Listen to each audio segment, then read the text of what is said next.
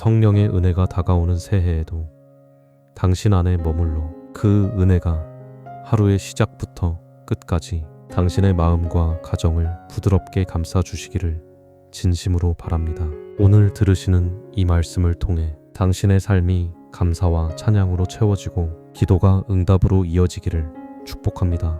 이 말씀이 필요한 분이 있다면 함께 나누어 주십시오. 은혜는 나눌수록 더 깊어집니다. 사랑하는 하나님의 자녀 여러분, 혹시 다가올 새해를 앞두고 기대보다 불안이, 설렘보다 걱정이 더 크지는 않으십니까? 내년에도 똑같을 거야. 또 이렇게 힘들게 살겠지. 이런 생각이 마음 한구석에 자리하고 있지는 않으십니까? 그렇다면 오늘 이 말씀이 여러분에게 꼭 필요합니다. 왜냐하면 지금 이 순간이야말로 새해의 방향이 결정되는 결정적인 시간이기 때문입니다. 성경은 분명히 말씀하십니다. 잠언 16장 3절입니다. 너의 행사를 여호와께 맡기라. 그리하면 네가 경영하는 것이 이루어지리라. 이 말씀이 무엇을 의미하는지 아십니까? 새해는 1월 1일 0시에 갑자기 바뀌는 것이 아닙니다. 새로운 한 해는 지금 이 순간부터 준비하는 사람의 것입니다. 첫 아침에 눈을 떴을 때 무슨 말을 하느냐, 무슨 기도를 드리느냐에 따라 365일의 방향이 완전히 달라집니다. 첫 아침의 고백이 한 해의 고백이 되고, 첫 기도가 한 해의 기도가 되며, 첫 선포가 한 해의 선포가 됩니다. 그래서 오늘 우리는 새해 아침에 눈 뜨자마자 반드시 붙들어야 할 7가지 기도를 함께 나누려고 합니다. 이 기도는 한 번 드리고 끝나는 기도가 아닙니다. 새해 첫날부터 매일 아침 눈을 뜨는 순간마다 붙들어야 할 평생의 기도입니다. 이 기도를 붙드는 순간 여러분의 한 해는 완전히 달라질 것입니다. 불안이 평안으로 바뀌고, 걱정이 감사로 바뀌고, 절망이 소망으로 바뀌는 놀라운 변화를 경험하게 될 것입니다. 지금부터 하나씩 함께 나누겠습니다. 많은 분들이 새해를 맞이할 때 가장 먼저 하는 것이 무엇입니까? 계획을 세우고 목표를 정하고 결심을 다집니다. 물론 그것도 중요합니다. 하지만 그보다 먼저 해야 할 것이 있습니다. 바로 감사입니다. 지나간 한 해를 돌아보며 하나님께서 베푸신 은혜에 감사하는 것, 이것이 새해를 여는 첫 번째 기도가 되어야 합니다. 데살로니가 전서 5장 18절 말씀입니다. 범사에 감사하라. 이것이 그리스도 예수 안에서 너희를 향하신 하나님의 뜻이니라. 범사에 감사하라는 이 말씀은 단순한 권면이 아닙니다. 이것은 명령입니다. 하나님의 뜻이라고 분명하게 선포하고 계십니다. 그런데 왜 하나님께서는 감사를 그토록 강조하실까요? 그것은 감사가 단순한 예의나 미덕의 차원이 아니기 때문입니다. 감사는 영적 전쟁에서 가장 강력한 무기입니다. 우리의 원수 마귀가 가장 두려워하는 것이 바로 감사하는 성도입니다. 왜냐하면 감사는 불평과 원망의 문을 완전히 닫아버리기 때문입니다. 히브리어로 감사를 뜻하는 단어는 야다입니다. 이 단어의 원래 의미는 손을 펴다, 손을 내밀다 라는 뜻입니다. 감사한다는 것은 하나님을 향해 두 손을 펴는 것입니다. 주먹을 쥐고 있으면 받을 수 없지만 손을 펴면 하나님의 은혜를 받을 수 있습니다. 지난 한 해를 돌아보면 어려움도 많았고, 아픔도 많았고, 실패도 많았을 것입니다. 하지만 그 모든 것 가운데서도 하나님께서는 단 한순간도 여러분을 떠나지 않으셨습니다. 생각해 보십시오. 365일을 건강하게 살아온 것, 매일 먹을 양식이 있었던 것, 잠잘 곳이 있었던 것, 사랑하는 가족이 있었던 것, 이 모든 것이 당연한 것이 하나도 없습니다. 부산 해운대에 사시는 박영애 집사님의 이야기입니다. 집사님은 지난해 큰 수술을 받으셨습니다. 수술 전날 밤 집사님은 두려움에 떨며 기도했습니다. 하나님, 제가 살 수 있을까요? 이 수술을 견딜 수 있을까요? 그런데 그날 밤 성령께서 집사님의 마음에 이렇게 말씀하셨습니다. 지난 60년 동안 네가 숨 쉬어온 모든 순간을 누가 지켜주었느냐? 내일도 내가 함께한다. 그 순간 집사님은 깨달았습니다. 지금까지 살아온 모든 날이 기적이었다는 것을. 하나님의 은혜가 아니었다면 단 하루도 살 수 없었다는 것을 말입니다. 그래서 집사님은 수술대에 오르기 전 이렇게 기도했습니다. 하나님, 지난 60년 동안 저를 살려주셔서 감사합니다. 내일도 주님께 맡깁니다. 수술은 성공적으로 끝났고 집사님은 지금 건강하게 회복되어 교회에서 봉사하고 계십니다. 사랑하는 성도 여러분, 새해 첫 아침에 눈을 뜨면 가장 먼저 이렇게 기도하십시오. 하나님, 오늘도 저를 살려주셔서 감사합니다. 숨 쉬게 하시고 눈 뜨게 하시고 새로운 하루를 주셔서 감사합니다. 이 감사의 기도가 여러분의 아침을 여는 첫 번째 고백이 될 때 하나님께서는 여러분에게 감사할 일을 더욱 풍성하게 부어주실 것입니다. 감사는 감사를 낳고 감사는 은혜를 부르며 감사는 기적을 만들어냅니다. 새로운 한 해를 감사로 시작하십시오. 그러면 한 해의 마지막 날에도 감사로 마치게 될 것입니다. 감사의 기도를 드렸다면 이제 두 번째로 드려야 할 기도가 있습니다. 바로 회개의 기도입니다. 많은 분들이 새해를 맞이하면서 이렇게 다짐합니다. 올해는 달라질 거야. 작년처럼 살지 않을 거야. 하지만 안타깝게도 대부분의 사람들은 며칠도 채 지나지 않아 다시 예전으로 돌아갑니다. 왜 그럴까요? 그것은 과거를 제대로 정리하지 않았기 때문입니다. 과거의 죄, 과거의 실패, 과거의 상처를 그대로 안고 새해를 맞이하면 새해도 결국 과거의 연장선일 뿐입니다. 진정으로 새롭게 시작하려면 과거를 깨끗이 정리해야 합니다. 그 방법이 바로 회개입니다. 요한일서 1장 9절 말씀입니다. 만일 우리가 우리 죄를 자백하면 그는 미쁘시고 의로우사 우리 죄를 사하시며 우리를 모든 불의에서 깨끗하게 하실 것이요. 이 말씀에서 자백하다는 말은 헬라어로 호모로게오입니다. 이것은 같은 것을 말하다 라는 뜻입니다. 즉 회개란 하나님께서 보시는 것처럼 내 죄를 보는 것입니다. 변명하지 않고 합리화하지 않고 하나님 앞에서 있는 그대로 인정하는 것입니다. 그런데 이 말씀에는 놀라운 약속이 담겨 있습니다. 하나님께서는 미쁘시고 의로우사 우리 죄를 사하신다고 말씀하십니다. 미쁘시다는 것은 신실하시다, 변함없으시다는 뜻입니다. 하나님의 용서는 우리의 감정에 따라 변하지 않습니다. 우리가 죄를 자백하면 하나님께서는 반드시 언제나 틀림없이 용서하십니다. 그것도 단순히 용서만 하시는 것이 아니라 모든 불의에서 깨끗하게 하신다고 약속하십니다. 대구 수성구에 사시는 이정숙 권사님의 이야기입니다. 권사님은 지난 몇 년 동안 한 가지 죄 때문에 괴로워하셨습니다. 10년 전 권사님은 친한 교우에게 상처를 주는 말을 했습니다. 그 말 때문에 그 교우는 교회를 떠났고 두 사람의 관계는 완전히 끊어졌습니다. 권사님은 그 일을 후회하며 수없이 하나님께 용서를 구했습니다. 하지만 마음의 짐은 전혀 가벼워지지 않았습니다. 매번 기도할 때마다 그 죄가 떠올랐고 하나님께서 정말 용서하셨는지 확신할 수가 없었습니다. 그러던 어느 날 권사님은 새벽 기도회에서 이사야 43장 25절 말씀을 듣게 되었습니다. 나 곧 나는 고음치 나는 나를 위하여 내 허물을 도말하는 자니 내 죄를 기억하지 아니하리라. 그 순간 권사님은 깨달았습니다. 하나님께서는 이미 용서하셨는데 자신이 그 용서를 받아들이지 않고 있었다는 것을 말입니다. 하나님께서는 죄를 기억하지도 않으신다고 말씀하시는데 자신은 계속해서 그 죄를 붙들고 있었던 것입니다. 그날 이후 권사님은 완전히 달라졌습니다. 과거의 죄를 내려놓고 하나님의 용서를 온전히 받아들였습니다.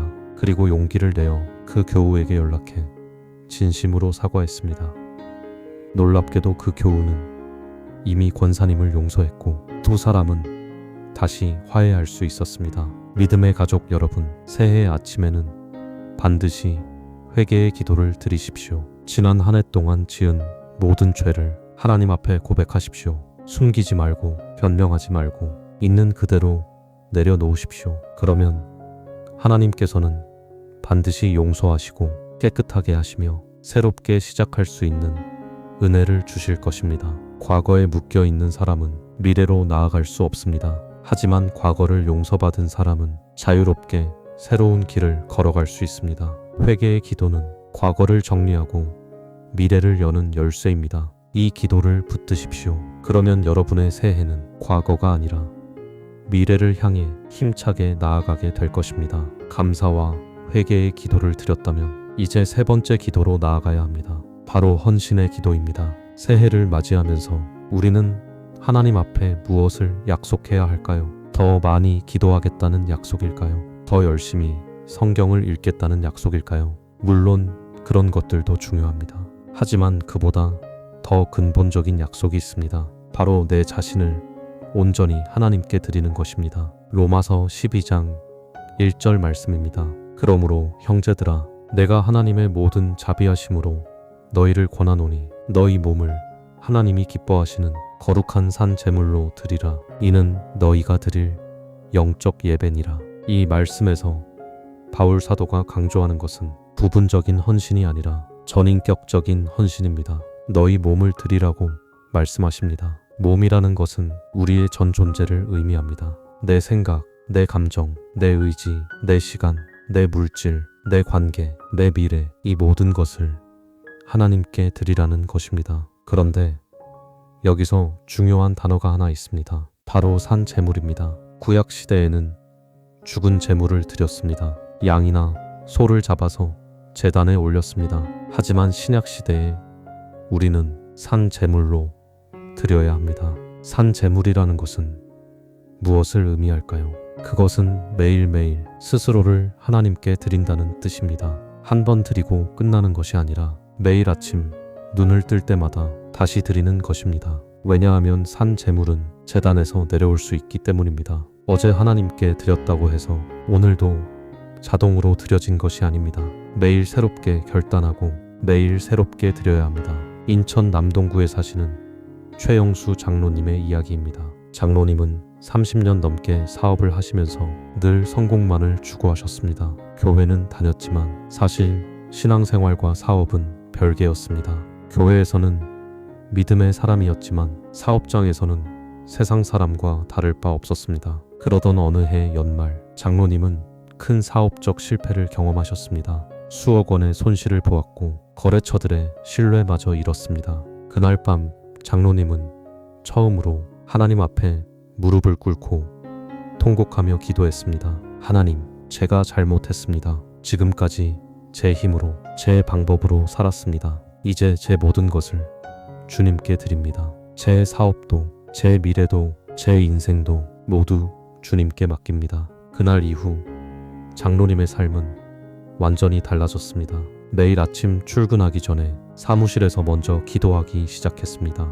중요한 결정을 내릴 때마다 하나님의 뜻을 먼저 구했습니다. 직원들을 대할 때도 거래처와 협상할 때도 이익보다 정직과 신뢰를 우선시했습니다. 처음에는 사업이 더 어려워질까 두려웠습니다. 하지만 놀라운 일이 일어났습니다. 하나님께서 장로님의 사업을 회복시켜 주셨을 뿐만 아니라 이전보다 더 크게 축복해 주신 것입니다. 더 중요한 것은 장로님의 마음에 평안이 찾아왔다는 것입니다. 이제는 사업의 성공 여부와 상관없이 하나님께 온전히 맡겼기 때문에 염려와 불안에서 자유로워졌습니다. 하나님의 사랑하시는 자녀들이여, 새해 첫 아침에는 반드시 헌신의 기도를 드리십시오. 하나님, 이번 한 해 제 모든 것을 주님께 드립니다. 제 계획이 아니라 주님의 계획대로, 제 뜻이 아니라 주님의 뜻대로 살겠습니다.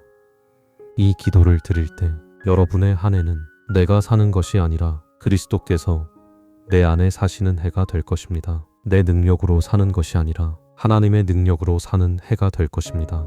내 계획대로 되는 것이 아니라 하나님의 계획이 성취되는 해가 될 것입니다. 헌신은 손해가 아닙니다. 헌신은 가장 큰 축복의 통로입니다. 내 것을 포기하는 것이 아니라 하나님의 것을 받는 것입니다. 내 인생을 잃는 것이 아니라 진짜 인생을 얻는 것입니다. 헌신의 기도를 붙드십시오. 그러면 여러분은 이번 한 해를 하나님과 함께 걸어가는 놀라운 축복을 경험하게 될 것입니다.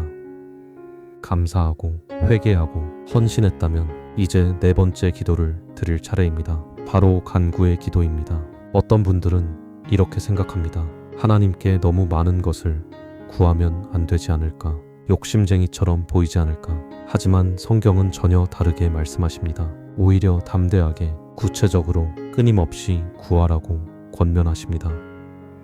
빌립보서 4장 6절 말씀입니다. 아무것도 염려하지 말고 다만 모든 일에 기도와 간구로 너희 구할 것을 감사함으로 하나님께 아뢰라. 이 말씀에서 주목해야 할 단어가 세 가지 있습니다. 아무것도 염려하지 말고입니다. 이것은 걱정할 필요가 없다는 뜻입니다.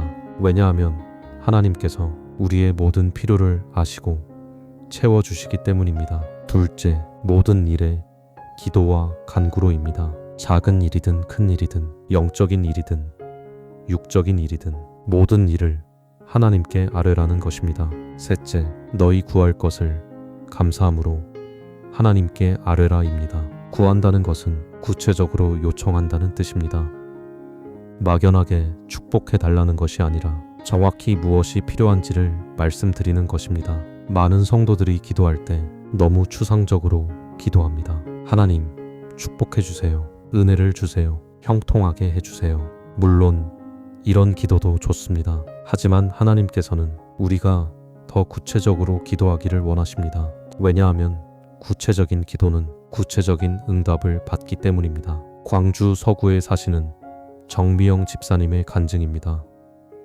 집사님의 아들은 고등학교 3학년이었는데 성적이 좋지 않아서 대학 진학이 어려운 상황이었습니다. 집사님은 매일 아들을 위해 기도했습니다. 하나님, 우리 아들을 축복해 주세요. 좋은 대학에 갈 수 있게 해주세요. 하지만 몇 달이 지나도 아무런 변화가 없었습니다.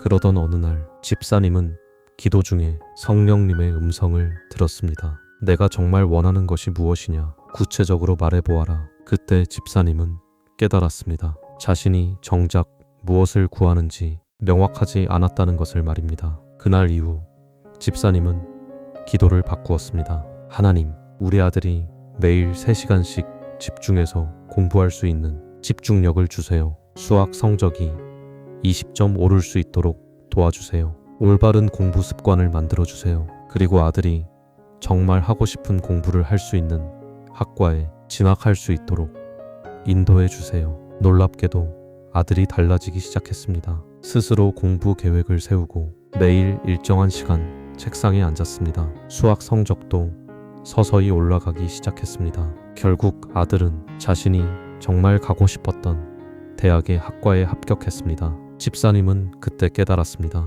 하나님께서는 막연한 기도가 아니라 구체적인 기도에 구체적으로 응답하신다는 것을 말입니다. 사랑하는 믿음의 동역자들이여, 술테이 새해 첫 아침에는 구체적으로 간구하는 기도를 드리십시오. 건강이 필요하다면 어느 부분에 건강이 필요한지 구체적으로 말씀드리십시오. 자녀 문제가 있다면 어느 부분에서 변화가 필요한지 구체적으로 아뢰십시오. 경제적 어려움이 있다면 얼마가 필요한지, 어떤 방법으로 채워지기를 원하는지 솔직하게 고백하십시오. 관계의 회복이 필요하다면 누구와의 관계인지, 어떻게 회복되기를 원하는지 구체적으로 기도하십시오. 하나님께서는 여러분의 기도를 들으시고 가장 좋은 방법으로 응답해 주실 것입니다. 때로는 구한 그대로 주실 것이고, 때로는 구한 것보다 더 좋은 것으로 주실 것이며, 때로는 구한 시기가 아닌 하나님의 때에 주실 것입니다.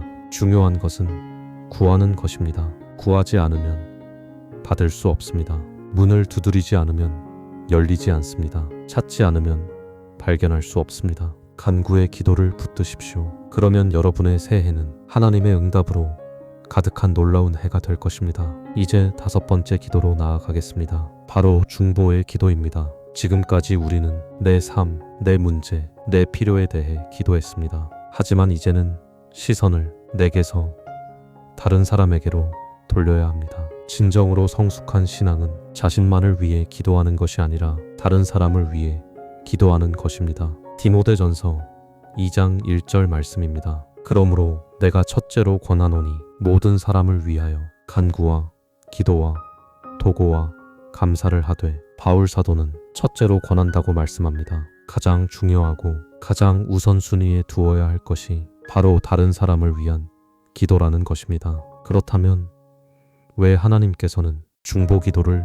그토록 강조하실까요? 중보 기도는 하나님의 마음을 닮아가는 훈련이기 때문입니다. 하나님께서는 한 영혼도 잃어버리기를 원하지 않으십니다. 모든 사람이 구원받기를 원하십니다. 우리가 다른 사람을 위해 기도할 때 우리는 하나님의 그 사랑의 마음을 조금씩 이해하게 됩니다. 둘째, 중보 기도는 영적 전쟁에서 가장 강력한 무기이기 때문입니다. 우리가 누군가를 위해 기도할 때 하나님께서는 그 사람의 영혼을 위해 일하십니다. 우리가 볼 수 없는 영적 세계에서 놀라운 역사가 일어나는 것입니다. 셋째, 중보 기도는 우리 자신을 변화시키기 때문입니다. 누군가를 위해 기도하다 보면 그 사람에 대한 우리의 마음이 달라집니다. 미워하던 사람도 사랑하게 되고 무관심했던 사람도 관심을 갖게 되며 판단하던 사람도 이해하게 됩니다. 울산 남구에 사시는 김철수 집사님의 이야기입니다. 집사님에게는 5년 동안 연락을 끊고 지낸 친형이 있었습니다. 형제 간의 재산 문제로 다투다가 관계가 완전히 틀어진 것입니다. 집사님은 형을 생각할 때마다 화가 났고 원망스러웠습니다. 그러던 어느 날 새벽 기도회에서 목사님의 설교를 듣게 되었습니다. 원수를 위해 기도하라는 내용이었습니다. 집사님은 그 말씀이 너무 마음에 걸렸습니다. 내가 정말 형을 위해 기도할 수 있을까? 아직도 화가 나는데. 하지만 성령께서 집사님의 마음을 계속 움직이셨습니다. 결국 집사님은 무릎을 꿇고 기도하기 시작했습니다. 하나님, 사실 형을 위해 기도하고 싶지 않습니다. 아직도 원망스럽습니다. 하지만 주님께서 원하신다면 순종하겠습니다. 형을 축복해 주세요. 형의 가정을 지켜주세요. 형의 사업을 형통하게 해주세요. 처음에는 형식적인 기도였습니다. 마음에서 우러나오는 기도가 아니었습니다. 하지만 매일 아침 형을 위해 기도하다 보니 놀라운 일이 일어났습니다. 집사님의 마음이 서서히 변하기 시작한 것입니다. 형에 대한 분노가 사라지고 오히려 안타까운 마음이 생겼습니다. 5년 동안 형도 많이 힘들었겠구나. 나도 잘못한 부분이 있었는데. 6달쯤 지났을 때 집사님은 용기를 내어 형에게 전화를 걸었습니다. 형, 그동안 잘 지냈어? 미안해. 내가 잘못했어. 전화기 너머의 목소리가 들려왔습니다. 울먹이는 목소리였습니다. 나도 미안하다. 동생아. 두 형제는 다시 만났고 관계를 회복했습니다. 집사님은 그때 깨달았습니다. 중보 기도는 상대방만 변화시키는 것이 아니라 나 자신을 먼저 변화시킨다는 것을 말입니다. 하나님의 거룩한 백성들이여, 새해 첫 아침에는 반드시 중보의 기도를 드리십시오. 가족을 위해 기도하십시오. 자녀의 구원을 위해, 배우자의 건강을 위해, 부모님의 평안을 위해 간절히 부르짖으십시오. 이웃을 위해 기도하십시오. 아직 예수님을 모르는 친구들, 어려움을 겪고 있는 직장 동료들, 병들어 누워 계신 분들을 위해 중보하십시오. 교회를 위해 기도하십시오. 목회자들을 위해, 교회 지도자들을 위해, 새신자들을 위해, 연약한 성도들을 위해 기도하십시오. 나라를 위해 기도하십시오. 지도자들을 위해 정의와 공의가 강물처럼 흐르기를, 복음이 온 땅에 전파되기를 기도하십시오. 여러분의 중보 기도를 통해 하나님께서는 놀라운 일을 행하실 것입니다. 불가능해 보이는 상황을 뒤집으시고 막혀있던 길을 여시며 죽어가던 영혼에게 생명을 불어넣으실 것입니다. 중보의 기도를 붙드십시오. 그러면 여러분의 새해는 다른 사람을 살리는 아름다운 해가 될 것입니다. 이제 6번째 기도로 나아가겠습니다. 바로 경배의 기도입니다. 앞서 우리는 감사했고, 회개했고, 헌신했고, 간구했고, 중보했습니다. 이 모든 기도는 중요하고 필요합니다. 하지만 이제는 한 단계 더 깊은 차원의 기도로 들어가야 합니다. 그것은 무엇을 구하는 기도가 아니라 하나님 자신을 사모하는 기도입니다. 시편 63편 1절부터 3절 말씀입니다. 하나님이여, 주는 나의 하나님이시라. 내가 간절히 주를 찾되 물이 없어 마르고 곰핍한 땅에서 내 영혼이 주를 갈망하며 내 육체가 주를 앙모하나이다. 내가 주의 권능과 영광을 보기 위하여 이와 같이 성소에서 주를 바라보았나이다. 주의 인자하심이 생명보다 나음으로 내 입술이 주를 찬양하리이다. 이 시편은 다윗이 유다 광야에 있을 때 쓴 노래입니다. 다윗은 당시 아들 압살롬의 반역으로 왕궁에서 쫓겨나 광야로 도망친 상태였습니다. 물도 없고 먹을 것도 없고 안전한 곳도 없는 절망적인 상황이었습니다. 그런데 그 광야에서 다윗이 가장 갈망한 것이 무엇이었을까요? 물이었을까요? 음식이었을까요? 안전이었을까요? 아닙니다. 다윗이 가장 갈망한 것은 하나님 자신이었습니다. 목마른 땅에서 물을 찾듯이 다윗의 영혼은 하나님을 갈망했습니다. 이것이 바로 경배의 기도입니다. 하나님의 축복이 아니라 하나님 자신을, 하나님의 능력이 아니라 하나님 자신을, 하나님의 은사가 아니라 하나님 자신을 사모하는 것입니다. 많은 그리스도인들이 하나님의 것은 원하지만 하나님 자신은 원하지 않습니다. 축복은 원하지만 축복의 근원이신 하나님께는 관심이 없습니다. 능력은 원하지만 능력의 주인이신 하나님과는 친밀하지 않습니다. 이것은 마치 아버지의 돈은 원하지만 아버지와의 관계는 원하지 않는 자녀와 같습니다. 하지만 진정한 신앙은 하나님 자신을 갈망하는 것입니다. 전주 완산구에 사시는 한영자 권사님의 간증입니다. 권사님은 40년 넘게 신앙생활을 하셨지만 사실 하나님과의 친밀한 관계는 없었습니다. 교회는 빠지지 않고 나갔고 11조도 드렸고 봉사도 열심히 했습니다. 하지만 기도는 늘 무언가를 구하는 기도였습니다. 자녀, 형편, 문제 해결, 늘 무엇인가를 달라고 하는 기도였습니다. 그러던 어느 날 권사님은 암 진단을 받았습니다. 의사는 시한부 선고를 했습니다. 그날 밤 권사님은 하나님께 울부짖으며 기도했습니다. 하나님, 저를 살려주세요. 아직 해야 할 일이 많습니다. 제발 저를 고쳐주세요. 하지만 아무런 응답도 들리지 않았습니다. 며칠을 그렇게 기도했지만 마음의 평안은 오지 않았습니다. 그러던 어느 새벽 권사님은 성경을 읽다가 욥기 13장 15절 말씀을 만났습니다. 그가 나를 죽이시리니 내가 소망이 없노라. 그러나 나는 그 앞에서 내 길을 변론하리라. 그 순간 성령께서 권사님의 마음에 이렇게 말씀하셨습니다. 네가 정말 원하는 것이 무엇이냐? 건강한 몸이냐? 아니면 나 자신이냐? 권사님은 그때 깨달았습니다.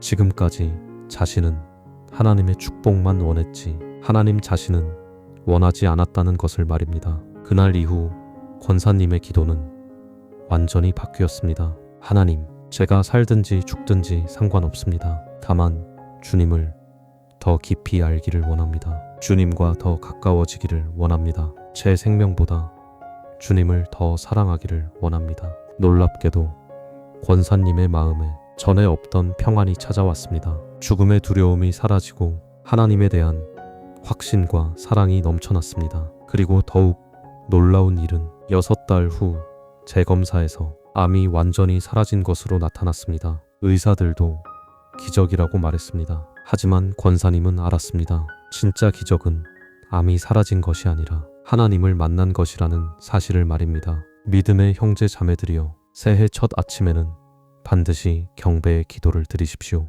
무엇을 구하기 전에 먼저 하나님 자신을 예배하십시오. 하나님의 위대하심을, 하나님의 거룩하심을, 하나님의 사랑하심을, 하나님의 신실하심을 찬양하십시오. 하나님, 주님이 제게 아무것도 주지 않으셔도 괜찮습니다. 주님 자신만으로 충분합니다. 주님을 아는 것이 제 인생 최고의 축복입니다. 이런 고백이 여러분의 입술에서 나올 때 하나님께서는 여러분을 상상할 수 없을 만큼 풍성하게 채워주실 것입니다. 하나님 자신을 구하는 자에게 하나님께서는 모든 것을 더하여 주시기 때문입니다. 경배의 기도를 붙드십시오. 그러면 여러분의 새해는 하나님의 임재로 충만한 거룩한 해가 될 것입니다.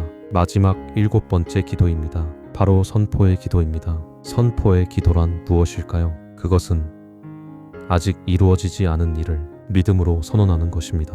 보이지 않는 것을 볼 수 있다고 고백하고 불가능해 보이는 것을 가능하다고 선언하며 하나님의 약속을 내 입으로 선포하는 것입니다. 히브리서 11장 1절 말씀입니다. 믿음은 바라는 것들의 실상이요 보이지 않는 것들의 증거니 믿음은 단순히 마음으로 믿는 것이 아닙니다.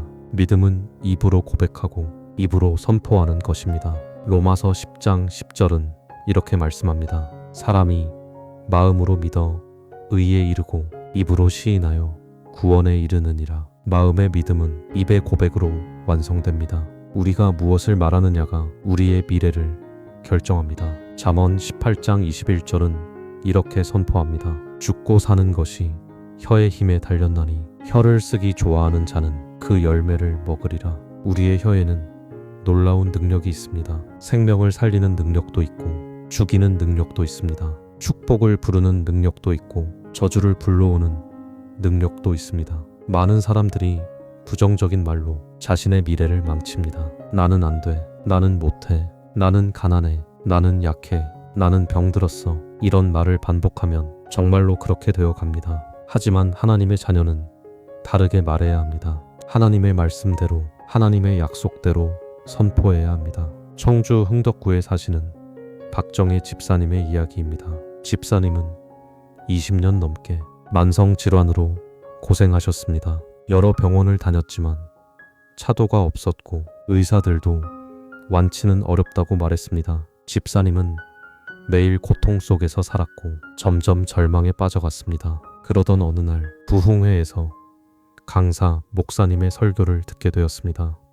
하나님의 말씀을 매일 선포하십시오. 믿음으로 고백하십시오. 그날 이후 집사님은 매일 아침 일어나자마자 이렇게 선포하기 시작했습니다. 나는 그리스도의 보혈로 치유받았습니다. 예수님께서 나의 질병을 지셨고 나의 고통을 담당하셨습니다. 나는 건강합니다. 나는 강합니다. 나는 치유받았습니다. 처음에는 아무런 변화가 없었습니다. 몸은 여전히 아팠고 증상도 그대로였습니다. 하지만 집사님은 포기하지 않고 계속 선포했습니다. 3달이 지났을 때 작은 변화가 시작되었습니다. 통증이 조금씩 줄어들기 시작한 것입니다. 6달이 지났을 때 몸에 힘이 생기기 시작했습니다. 1년이 지났을 때 병원에서 재검사를 받았는데 놀라운 결과가 나왔습니다. 20년 동안 고생했던 질환이 거의 사라진 것입니다. 의사들도 믿을 수 없다는 반응이었습니다. 집사님은 그때 깨달았습니다. 하나님의 말씀을 선포하는 것이 얼마나 강력한지를 말입니다. 입술의 고백이 현실을 바꾼다는 것을 말입니다. 하나님께 사랑받는 자녀들이여, 새해 첫 아침에는 반드시 선포의 기도를 드리십시오. 하나님께서 여러분에게 주신 약속을 큰 소리로 선포하십시오. 이번 한 해는 축복의 해입니다. 내 가정은 하나님의 보호하심 가운데 있습니다. 내 자녀는 하나님의 자녀로 자라날 것입니다. 내 건강은 회복될 것입니다. 내 경제는 형통할 것입니다. 내 사업은 번성할 것입니다. 내 교회는 부흥할 것입니다. 보이지 않아도 선포하십시오. 느껴지지 않아도 고백하십시오. 상황이 반대로 보여도 믿음으로 선언하십시오. 여러분의 선포가 영적 세계를 움직이고 하나님의 능력을 끌어내리며 불가능을 가능으로 바꾸게 될 것입니다. 민수기 14장 28절에서 하나님께서는 이렇게 말씀하셨습니다. 너희 말이 내 귀에 들린 대로 내가 너희에게 행하리니. 하나님께서는 우리의 말을 들으시고 우리가 말한 대로 행하신다고 약속하셨습니다. 그러므로 부정적인 말, 불평하는 말, 의심하는 말을 버리십시오. 대신 긍정적인 말, 감사하는 말, 믿음의 말을 선포하십시오. 선포의 기도를 붙드십시오. 그러면 여러분의 새해는 하나님의 약속이 성취되는 기적의 해가 될 것입니다. 사랑하는 하나님의 자녀 여러분, 오늘 우리는 새해 아침에 반드시 드려야 할 7가지 기도를 함께 나누었습니다. 감사의 기도로 지난 한 해를 돌아보며 하나님의 은혜를 고백했습니다. 둘째, 회개의 기도로 과거를 정리하고 새롭게 시작하는 축복을 받았습니다. 셋째, 헌신의 기도로 내 모든 것을 하나님께 온전히 드렸습니다. 넷째, 간구의 기도로 구체적인 필요를 담대하게 아뢰었습니다. 다섯째, 중보의 기도로 다른 영혼을 위해 사랑으로 기도했습니다. 여섯째, 경배의 기도로 하나님 자신을 갈망하며 예배했습니다. 일곱째, 선포의 기도로 믿음으로 미래를 선언했습니다. 이 7가지 기도는 단순한 기도 목록이 아닙니다. 이것은 여러분의 새해를 완전히 바꿀 수 있는 영적 무기입니다. 매일 아침 이 기도를 붙들 때 여러분의 하루가 달라지고 여러분의 일주일이 달라지며 여러분의 한 달이 달라지고 결국 여러분의 1년 전체가 완전히 달라질 것입니다. 새해 첫날 아침부터 이 기도로 시작하십시오. 그리고 365일 매일 아침 이 기도로 하루를 여십시오. 때로는 모든 기도를 다 드리지 못할 수도 있습니다. 그럴 때는 그날 가장 필요한 기도를 선택해 드려도 좋습니다. 중요한 것은 매일 아침 하나님 앞에 나아가는 것입니다. 매일 아침 기도로 하루를 여는 것입니다. 그러면 하나님께서 여러분의 그 신실함을 보시고 반드시 응답해 주실 것입니다. 마지막으로 이 시간 함께 기도하겠습니다. 사랑의 하나님 아버지, 오늘 이 말씀을 통해 다가오는 새해를 기도로 먼저 올려드립니다. 이 7가지 기도를 붙드는 모든 분들의 아침을 지켜주시고 한 해를 친히 인도하여 주옵소서. 감사의 기도를 드리는 자에게는 더욱 감사할 일을 부어주시고 회개의 기도를 드리는 자에게는 완전한 용서와 자유를 주옵소서.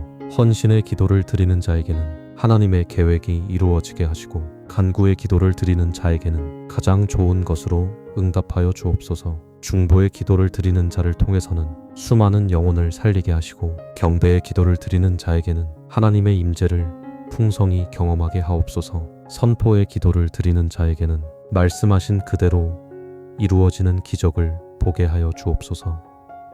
주님 손에 맡긴 이 한 해가 결코 헛되지 않음을 삶으로 증명하게 하옵소서. 불안과 걱정이 아니라 평안과 감사로, 절망과 두려움이 아니라 소망과 용기로, 원망과 불평이 아니라 찬양과 감사로 가득한 한 해가 되게 하여 주옵소서. 이 기도를 붙드는 모든 성도들의 가정에 하나님의 보호하심이 있게 하시고 건강에는 하나님의 치유하심이 있게 하시며 물질에는 하나님의 공급하심이 있게 하시고 자녀에게는 하나님의 인도하심이 있게 하시며 사업에는 하나님의 형통하심이 있게 하옵소서. 새해 첫날부터 마지막 날까지 매일 아침 기도로 하루를 열고 매일 저녁 감사로 하루를 마치는 복된 한 해가 되게 하여 주옵소서. 이 모든 기도를 우리 주 예수 그리스도의 이름으로 기도드립니다. 아멘. 이 기도가 마음에 닿으셨다면 아멘으로 함께 고백해 주십시오. 여러분의 고백이 또 다른 누군가에게는 새해를 준비하는 용기가 될 것입니다. 이 말씀이 필요한 분이 있다면 함께 나누어 주십시오. 새해의 아침마다 여러분과 함께 기도하기를 소망하며 하나님의 크신 은혜와 평강이 여러분의 가정과 삶 가운데 늘 함께 하시기를 축복합니다. 아멘. 새벽 공기가 아직 차가운 이 시간에도 하나님께서는 당신의 호흡을 붙들고 계십니다. 오늘도 눈을 뜨게 하신 주님의 손길이 이 하루의 첫 장을 여셨습니다. 다가오는 새해를 생각하면 어떤 분들의 마음에는 기대보다 무게가 먼저 느껴질 것입니다. 아직 끝나지 않은 문제, 정리되지 않은 관계, 막막한 형편, 설명하기 어려운 두려움이 마음 한쪽을 짓누르고 있기 때문입니다. 겉으로는 새해를 맞이하지만 속마음은 무거운 짐을 진 채 또 한 해를 시작하려는 분들도 계실 것입니다. 그런데 성경은 그 무게를 혼자 견디라고 말씀하지 않습니다. 시편 55편 22절입니다. 내 짐을 여호와께 맡기라. 그가 너를 붙드시고 의인의 요동함을 영원히 허락하지 아니하시리로다. 이 말씀에서 맡기라는 말은 그저 손끝으로 살짝 내려놓는 정도가 아닙니다. 힘껏 던져버리듯 하나님께 완전히 넘겨드리라는 뜻입니다. 왜냐하면 우리가 짐을 붙들고 있는 동안에는 그 짐이 우리를 붙들기 때문입니다. 새해가 달라지는 사람은 짐이 하나도 없는 사람이 아닙니다. 짐의 주인이 바뀐 사람입니다. 내 어깨 위에 있던 짐이 하나님의 손으로 옮겨진 사람입니다. 그래서 오늘 우리는 새해 첫 아침에 반드시 하나님께 맡겨야 할 7가지 짐을 함께 나누려 합니다. 이것은 한 번의 감정적인 결단으로 끝나는 이야기가 아닙니다. 매일 아침 눈을 뜨는 순간마다 다시 주님께 넘겨드려야 할 삶의 짐입니다. 왜 하필 아침일까요? 아침은 아직 아무 일도 일어나지 않은 시간이기 때문입니다. 그래서 더 순수하고 더 솔직하고 더 결정적입니다. 하루가 시작되기 전에 무엇이 내 마음을 먼저 차지하느냐가 그날의 방향을 만듭니다. 걱정이 먼저 자리를 잡으면 하루 종일 시선이 아래로 향하고 말씀이 먼저 자리를 잡으면 하루 종일 중심이 흔들리지 않습니다. 새해 첫 아침은 더욱 그렇습니다. 한 해 전체를 내가 책임지겠다는 마음으로 시작하면 첫 걸음부터 지치게 됩니다. 그러나 첫 아침을 하나님께 드리면 그 한 해는 내 손에서 시작되는 것이 아니라 주님의 손 안에서 시작됩니다. 혹시 여러분 가운데 이 말을 들으며 속으로 이렇게 말하는 분이 있습니까? 제가 맡기고 싶지 않아서 못 맡기는 것이 아니라 이미 너무 오래 붙들고 살아서 놓는 법을 모르겠습니다. 그럴 수 있습니다. 오래 붙든 짐일수록 손가락이 굳어 있기 때문입니다. 하지만 바로 그 자리에서 하나님은 우리를 책망하시기보다 천천히 손을 펴게 하십니다. 주님은 강제로 빼앗아 가시는 분이 아니라 신뢰 안에서 내려놓게 하시는 분입니다. 첫 번째로 맡겨야 할 짐은 두려움의 짐입니다. 많은 사람들이 새해를 앞두고 두려워합니다. 아직 일어나지 않은 일을 미리 걱정하고 보이지 않는 내일을 이미 실패한 것처럼 상상합니다. 그러나 두려움은 사실을 가장한 상상일 때가 많습니다. 그리고 그 상상의 중심에는 언제나 하나님이 빠져 있습니다. 내가 혼자 견뎌야 한다고 생각할 때 두려움은 순식간에 커집니다. 하지만 하나님께서 함께 하신다는 사실을 붙들면 상황이 그대로여도 마음의 중심이 달라집니다. 이사야 41장 10절은 이렇게 말씀합니다. 두려워하지 말라. 내가 너와 함께함이라. 놀라지 말라. 나는 네 하나님이 됨이라. 내가 너를 굳세게 하리라. 참 놀라운 말씀입니다. 하나님은 먼저 두려움이 사라졌는지 묻지 않으십니다. 먼저 함께 하겠다고 약속하십니다. 두려움이 없어져서 평안한 것이 아니라 주님이 함께 하시기 때문에 평안한 것입니다. 고향 덕양구에 사시는 윤혜진 집사님은 남편의 갑작스러운 퇴직 이후 새해가 다가오는 것이 오히려 무섭다고 하셨습니다. 아이들 교육비는 남아 있었고 대출도 끝나지 않았고 새로운 일자리는 보이지 않았습니다. 집사님은 달력이 넘어가는 소리만 들어도 가슴이 조여왔다고 말했습니다. 그러던 어느 새벽 집사님은 성경을 펴다가 두려워하지 말라. 내가 너와 함께함이라는 말씀 앞에서 오래 머물렀습니다. 그날 집사님은 이렇게 기도했습니다. 하나님, 문제가 없다고 말할 수는 없습니다. 하지만 제가 혼자가 아니라는 사실을 믿습니다. 제가 붙들고 있는 두려움을 오늘 주님께 맡깁니다. 놀라운 것은 그 기도 직후에 문제가 다 해결된 것이 아니라는 점입니다. 그런데도 집사님의 마음에는 오랜만에 깊은 잠이 찾아왔습니다. 며칠 후 남편에게 생각지도 못한 일의 문이 열렸고 가정은 다시 숨을 돌릴 수 있었습니다. 집사님은 말했습니다. 상황보다 먼저 바뀐 것은 내 마음의 주인이었다고. 사랑하는 여러분, 새해 첫 아침에 가장 먼저 해야 할 일 가운데 하나는 두려움을 분석하는 것이 아닙니다. 두려움을 하나님께 넘기는 것입니다. 하나님, 제가 무서워하는 이 문제를 주님께 맡깁니다. 제가 보지 못하는 내일을 주님이 이미 보고 계심을 믿습니다. 이렇게 기도하십시오. 두려움의 짐을 쥐고 있으면 새해 내내 마음이 움츠러듭니다. 그러나 그 짐을 주께 맡기면 같은 길을 걸어도 발걸음이 달라집니다. 두려움이 계속 마음을 점령하면 우리는 기도하는 사람처럼 보여도 사실은 두려움과 대화하는 사람으로 살게 됩니다. 입술로는 하나님을 말하지만 마음속에서는 계속 최악의 경우만 되풀이하게 됩니다. 그래서 두려움의 짐을 맡긴다는 것은 단순히 마음이 편해지는 차원을 넘어 예배의 자리를 되찾는 일입니다. 하나님보다 두려움의 목소리가 더 크게 들리던 자리에 다시 하나님의 말씀이 들리게 하는 일입니다. 두 번째로 맡겨야 할 짐은 어제의 짐입니다. 많은 사람들이 새로운 해를 말하면서도 사실은 지나간 해에 묶여 있습니다. 실패했던 일, 무너졌던 계획, 해서는 안 될 말, 놓쳐버린 기회가 마음속에서 계속 되살아납니다. 사탄은 우리에게 기억을 회개로 이끌지 않고 정죄로 끌고 가려 합니다. 그래서 지나간 일을 떠올릴 때마다 하나님께 돌아가게 하는 대신 내가 끝났다는 생각에 머물게 만듭니다. 하지만 주님은 우리에게 과거를 끌고 오라고 하시지 않고 십자가 앞으로 가져오라고 하십니다. 이사야 43장 18절과 19절입니다.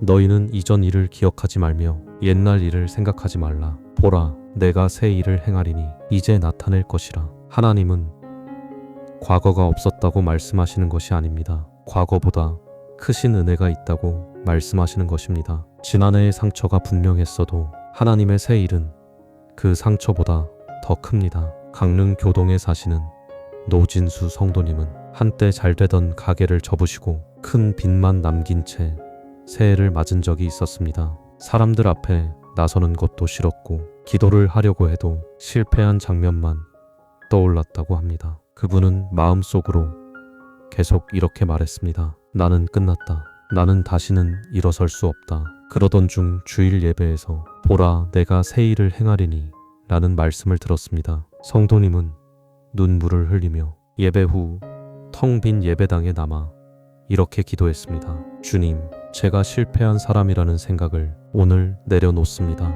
실패는 있었지만 제 인생의 결론은 아직 주님 손에 있다는 것을 믿습니다. 그 이후 성도님은 빚이 바로 사라진 것도 아니고 생활이 단번에 회복된 것도 아니었지만 더 이상 어제를 반복해 말하지 않았습니다. 말을 바꾸고 기도를 바꾸고 하루를 사는 태도를 바꾸었습니다. 몇 달 뒤 지인의 소개로 새로운 일터가 열렸고 천천히 빚을 갚아 나갈 수 있었습니다. 무엇보다 성도님은 자신을 바라보는 시선이 바뀌었다고 고백했습니다.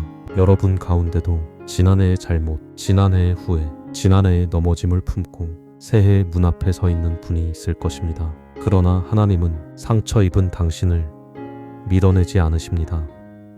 회개하며 돌아오는 당신을 새롭게 하십니다. 새해 첫 아침에는 이렇게 기도하십시오. 하나님, 어제의 수치를 제 손에서 거두어 주십시오. 제가 붙들고 있는 후회를 십자가 앞에 내려놓습니다. 주님이 주시는 새 일을 기대하게 하옵소서. 어제를 등에 지고 내일로 갈 수는 없습니다. 먼저 어제를 주님께 맡겨야 비로소 새해를 똑바로 걸을 수 있습니다. 세 번째로 맡겨야 할 짐은 내일에 대한 염려의 짐입니다. 두려움이 감정이라면 염려는 습관이 될 때가 많습니다. 아직 일어나지 않은 수많은 가능성을 마치 모두 내가 책임져야 하는 것처럼 짊어지고 사는 것입니다. 많은 사람들이 한 해를 시작하기도 전에 12개월을 한꺼번에 가슴에 올려놓습니다. 그러니 아침부터 지칠 수밖에 없습니다. 그러나 예수님은 하루의 무게만으로도 충분하다고 말씀하셨습니다. 마태복음 6장 34절입니다. 그러므로 내일 일을 위하여 염려하지 말라. 내일 일은 내일이 염려할 것이요 한날의 괴로움은 그날로 족하니라. 얼마나 현실적인 말씀입니까? 주님은 우리에게 아무 준비도 하지 말라고 하신 것이 아닙니다. 하루의 주권을 내가 쥐려고 하지 말라고 하신 것입니다. 하나님은 광야의 이스라엘에게 한 달치 만나를 한꺼번에 주지 않으셨습니다. 그날 먹을 만나를 그날 주셨습니다. 왜냐하면 하나님의 백성은 양식보다 공급자를 신뢰하며 살아야 하기 때문입니다. 세종 아름동에 사는 손지훈 형제는 취업 준비를 오래 하면서 새해가 다가오면 마음이 더 무거워졌다고 했습니다. 또 한 해가 가는구나. 이번에도 안 되면 어떡하지? 친구들은 다 자리 잡아 가는데 나는 왜 여기에 머물러 있을까? 이런 생각이 아침마다 몰려왔다고 합니다. 그러다 한 목사님의 말씀이 마음에 남았습니다. 너는 오늘 순종하면 된다. 1년 전체를 오늘 아침에 살려고 하지 말아라. 그날 이후 형제는 기도를 바꾸었습니다. 하나님, 1년을 보여달라고 하지 않겠습니다. 오늘 해야 할 한 걸음을 보여주십시오. 오늘 제가 낙심하지 않게 해주십시오. 오늘 성실하게 살아내게 해주십시오. 신기하게도 불안은 조금씩 줄어들었습니다. 그리고 몇 달 뒤 형제에게 잘 맞는 작은 회사의 문이 열렸습니다. 큰 회사는 아니었지만 그곳에서 그는 다시 웃기 시작했습니다. 새해의 염려를 한꺼번에 짊어지고 있으면 하루도 제대로 살아낼 수 없습니다. 그러니 새해 첫 아침에는 한 해 전체를 붙잡으려 하지 마십시오. 오늘 하루를 주님께 맡기십시오. 하나님, 오늘의 만나를 주십시오. 오늘의 지혜를 주십시오. 오늘의 순종을 주십시오. 그러면 하나님께서 내일의 문도 그 내일에 맞게 여실 것입니다. 네 번째로 맡겨야 할 짐은 가정의 짐입니다. 새해가 되면 많은 사람들이 자기 문제보다 가족 문제 때문에 더 무거워집니다. 자녀의 방황, 배우자의 건강, 부모님의 노쇠함, 집안의 갈등이 마음에서 떠나지 않기 때문입니다. 특히 사랑하는 사람이기 때문에 더 통제하고 싶고 더 조급해지고 더 쉽게 상처받습니다. 그러나 가족은 내가 책임져야 할 대상이기 전에 하나님께서 맡기신 영혼입니다. 내가 구원할 수 있는 존재가 아니라 하나님이 붙드셔야 하는 존재입니다. 여호수아 24장 15절에는 오직 나와 내 집은 여호와를 섬기겠노라 라는 고백이 나옵니다. 이 고백은 단순한 결심이 아닙니다. 가정을 하나님의 손에 올려드리는 믿음의 선언입니다. 창원 진해구에 사시는 서은옥 권사님에게는 오랫동안 교회를 떠나 지내던 딸이 있었습니다. 권사님은 딸을 볼 때마다 속이 타들어갔습니다. 좋은 말을 하려다가도 결국 잔소리가 되었고 딸은 점점 더 마음을 닫았습니다. 권사님은 새해를 앞두고 이대로 또 한 해를 보내면 안 되겠다는 마음으로 금식하며 기도했습니다. 그때 마음에 들려온 것은 네가 붙들고 있는 아이를 내게 넘기라는 감동이었습니다. 권사님은 울면서 기도했습니다. 주님, 이 아이는 제 딸이기 전에 주님의 딸입니다. 제가 바꾸려 하지 않겠습니다. 주님께서 찾아가 주십시오. 그 후 권사님은 딸을 만날 때마다 설교하려 하지 않고 축복의 말을 하기로 결심했습니다. 상황은 금방 달라지지 않았습니다. 하지만 몇 달 뒤 딸이 먼저 권사님에게 말했습니다. 엄마, 요즘은 엄마 얼굴을 보면 이상하게 마음이 편해져. 그리고 그해 가을 딸은 권사님과 함께 예배당 문을 다시 들어섰습니다. 사랑하는 여러분, 가정의 짐은 가장 무겁고 가장 오래 우리를 눌러 앉히는 짐일 수 있습니다. 그러나 그 짐을 내가 안고 있으면 사랑이 통제가 되고 기도가 초조함이 됩니다. 새해 첫 아침에 가족의 이름을 한 사람씩 불러보십시오. 그리고 이렇게 고백하십시오. 하나님, 제 배우자를 맡깁니다. 제 자녀를 맡깁니다.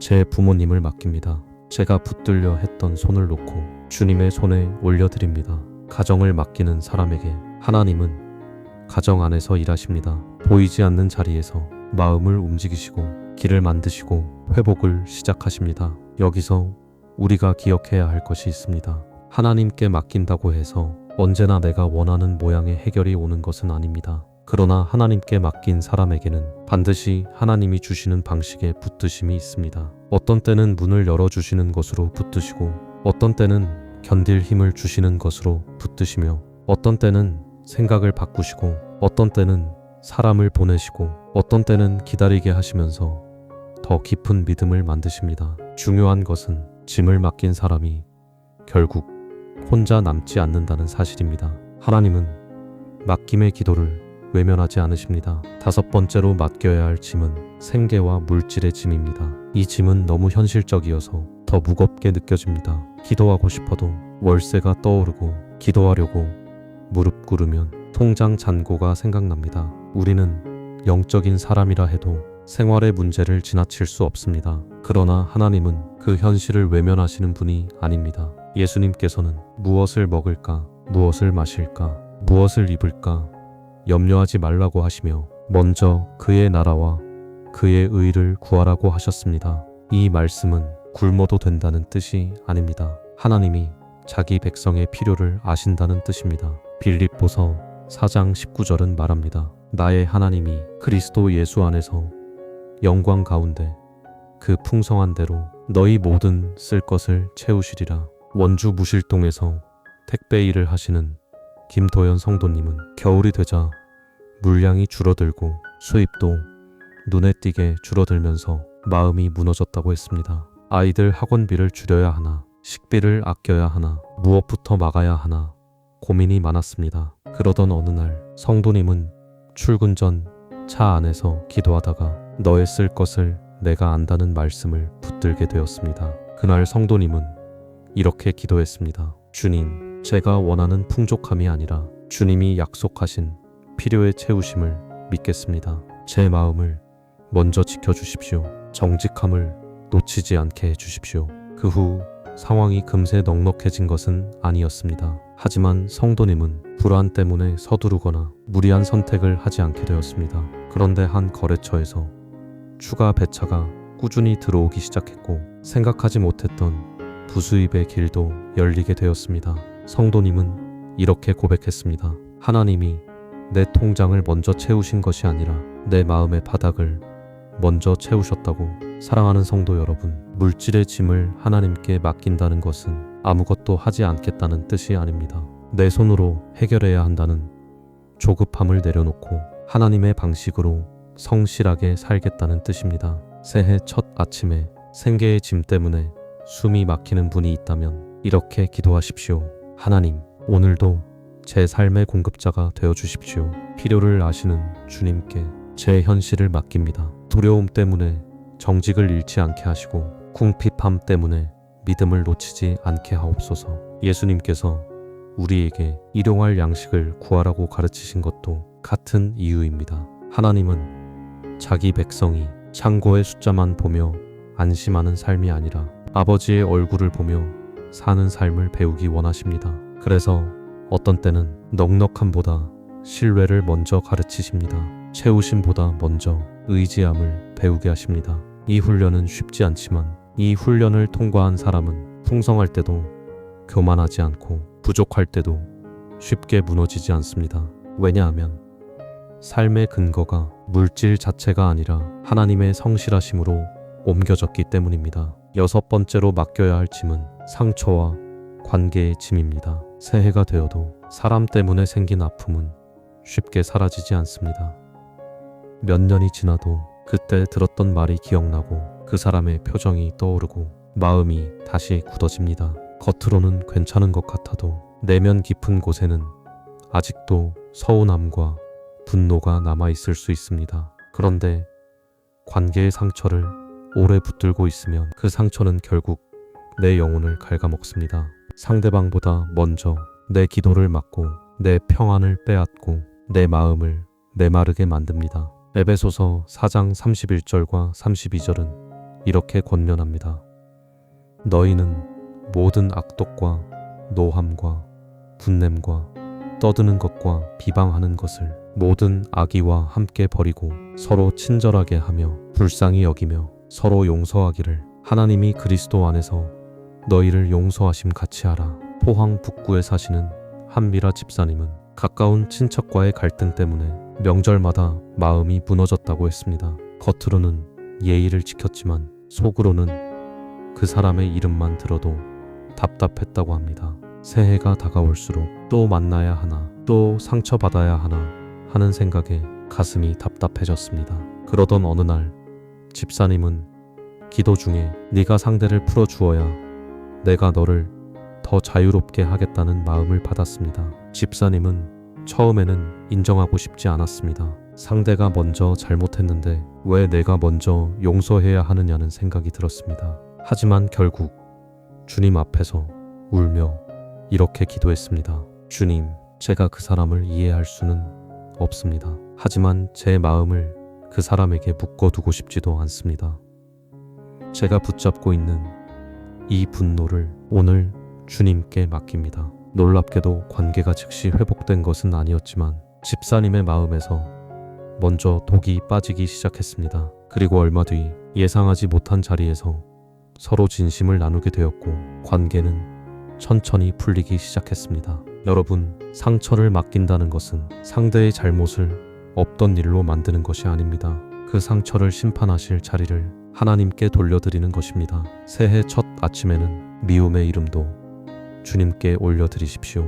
하나님, 저를 아프게 한 사람을 제가 붙들고 있지 않겠습니다. 정의는 주님께 맡기고 제 마음의 평안은 주님께 구합니다. 상처의 짐을 맡기는 사람은 비로소 자유롭게 앞으로 걸어갈 수 있습니다. 마지막 7번째로 맡겨야 할 짐은 미래와 사명의 짐입니다. 앞으로 무엇을 해야 할지, 어디로 가야 할지, 내 인생이 정말 하나님 뜻 안에 있는지 확신이 서지 않아 무거운 분들이 많습니다. 특히 오랫동안 기도해온 일이 여전히 열리지 않을 때 우리는 마음속으로 이렇게 묻습니다. 정말 하나님께서 나를 인도하고 계신가? 내가 너무 늦은 것은 아닌가? 내 인생은 이미 많이 돌아온 것이 아닌가? 그러나 하나님은 늦었다고 생각하는 그 자리에서도 여전히 길을 쓰고 계십니다. 예레미야 29장 11절은 이렇게 말씀합니다. 여호와의 말씀이니라. 너희를 향한 나의 생각을 내가 아나니 평안이요 재앙이 아니니라. 너희에게 미래와 희망을 주는 것이니라. 또 빌립보서 1장 6절은 말합니다. 너희 안에서 착한 일을 시작하시니가 그리스도 예수의 날까지 이루실 줄을 우리는 확신하노라. 하나님은 시작만 하시는 분이 아닙니다. 끝까지 이루시는 분입니다. 천안 불당동에 사는 오수민 자매는 오랫동안 마음에 품어온 공부가 있었지만 어머니를 돌보느라 계획을 여러 번 미뤄야 했습니다. 친구들은 앞서 나가는 것 같은데 자신의 시간은 멈춘 것 같았다고 합니다. 새해가 다가오자 자매는 더욱 낙심했습니다. 하나님, 제 인생은 왜 자꾸 늦어지기만 합니까?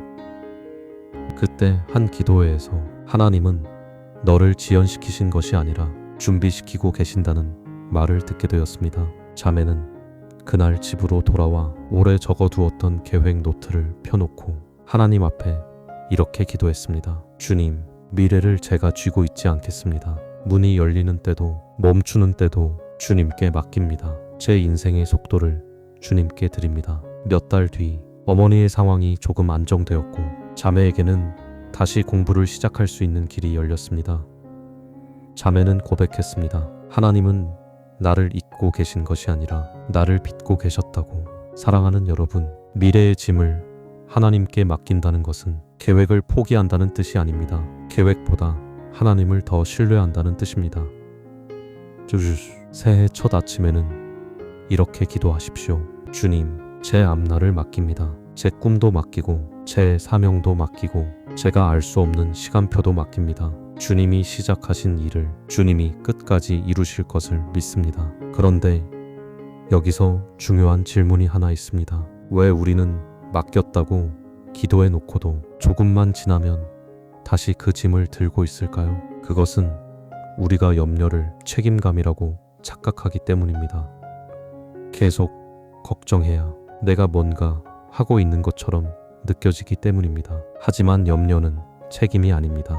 염려는 책임을 가장한 무력감일 때가 많습니다. 염려한다고 길이 열리는 것이 아니고 잠을 이루지 못한다고 문제가 해결되는 것도 아닙니다. 오히려 마음이 무너지면 분별력이 흐려지고 관계가 거칠어지고 기도의 자리도 잃어버리게 됩니다. 그래서 하나님은 우리에게 짐을 지는 법보다 짐을 맡기는 법을 먼저 가르치십니다. 왜냐하면 맡기는 사람이 결국 더 오래, 더 바르게, 더 담대하게 걸을 수 있기 때문입니다. 사랑하는 여러분, 새해 첫 아침에 할 수 있는 가장 깊은 믿음의 행동 가운데 하나는 두 손을 펴는 것입니다. 주먹을 쥐고 있으면 내 힘밖에 남지 않지만 손을 펴면 하나님의 도우심이 임할 자리가 생깁니다. 어떤 분은 이렇게 말할지도 모릅니다. 제가 맡겼는데도 여전히 불안합니다. 그렇다면 다시 맡기면 됩니다. 오늘 맡기고 내일 또 맡기고 마음이 흔들릴 때마다 다시 맡기면 됩니다. 기도는 한 번의 완벽한 성공이 아니라 자꾸 하나님께 돌아가는 훈련입니다. 새해를 준비하며 거창한 계획표를 먼저 펼치기 전에 짧은 맡김의 기도를 먼저 드려보십시오. 하나님, 오늘 제 마음을 누르는 것을 아십니다. 제가 이름 붙이지 못하는 무게까지도 아십니다. 지금 이 자리에서 주님께 다 넘겨드립니다. 이렇게 기도한 뒤 말씀 한 구절을 붙들고 하루를 시작하십시오. 그러면 문제보다 먼저 하나님을 생각하는 습관이 자라게 됩니다. 그리고 그것이 쌓이면 여러분의 새해 전체의 방향이 달라집니다. 오늘 우리는 새해 첫 아침에 하나님께 맡겨야 할 7가지 짐을 함께 나누었습니다. 두려움의 짐, 어제의 짐, 염려의 짐, 가정의 짐, 생계의 짐, 상처의 짐, 미래의 짐입니다. 이 7가지 짐은 겉으로 보기에는 서로 다른 문제처럼 보이지만 사실 뿌리는 하나입니다. 내가 하나님보다 먼저 내 인생의 주인이 되려고 할 때 짐은 더 무거워집니다. 반대로 하나님이 하나님 되시도록 자리를 내어드리면 같은 문제도 더 이상 나를 짓누르지 못합니다. 혼답니다. 금리도 두려움의 짐을 맡기지 않으면 새해는 시작부터 움츠러듭니다. 어제의 짐을 맡기지 않으면 은혜보다 정죄가 더 크게 들립니다. 염려의 짐을 맡기지 않으면 아직 오지도 않은 날들에 오늘의 힘을 다 써버립니다. 가정의 짐을 맡기지 않으면 사랑이 기도가 아니라 통제가 됩니다. 생계의 짐을 맡기지 않으면 마음이 돈의 크기에 따라 흔들립니다. 상처의 짐을 맡기지 않으면 상대방이 없는 자리에서도 그 사람이 내 마음을 지배합니다. 미래의 짐을 맡기지 않으면 하나님의 때보다 내 조급함이 더 큰 소리를 내게 됩니다. 그러므로 새해를 바꾸는 첫 번째 열쇠는 더 많이 버티는 것이 아니라 더 많이 맡기는 것입니다. 신앙은 이를 악물고 견디는 기술이 아니라 하나님께 기대는 관계입니다. 주님은 우리에게 내 짐을 조금 줄여보라고 말씀하지 않으셨습니다.